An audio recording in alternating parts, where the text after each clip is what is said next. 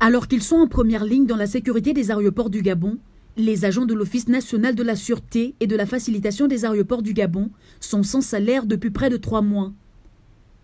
Un risque pour la sécurité de la plateforme, pointé du doigt par plusieurs responsables de compagnies aériennes au moment où le gouvernement annonce la hausse des fréquences de vol. Ils vivent un véritable calvaire depuis le début de la crise sanitaire et les restrictions de voyage qui ont suivi. La baisse de la fréquentation des aéroports du Gabon a induit une baisse drastique des revenus de l'office. Certains agents cumulent à ce jour 4 mois sans salaire avec ce que cela implique de stress, de loyers impayés, d'impossibilité à préparer sereinement la rentrée scolaire. Pourtant, aux dernières nouvelles, Rose Christian Osuka, le Premier ministre, avait instruit les services du Trésor de trouver rapidement une solution.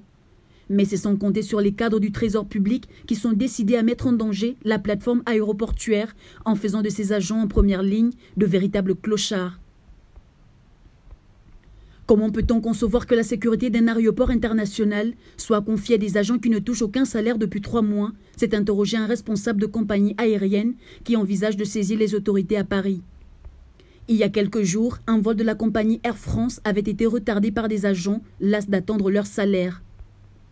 Un retard qui a fini d'envoyer un mauvais signal aux partenaires et jette le discrédit sur le respect des normes de sécurité à l'aéroport de Libreville. Pourtant, des solutions au sein de la plateforme existent pour soutenir ces pères et mères de famille qui n'en peuvent plus de subir cette situation. L'une d'entre elles serait la création d'une taxe Covid qui serait imputée au copil aéroport. Dépourvu d'un bureau de recettes publiques, le copil aéroportuaire brasse une manne financière conséquente estimée à 300 millions par mois.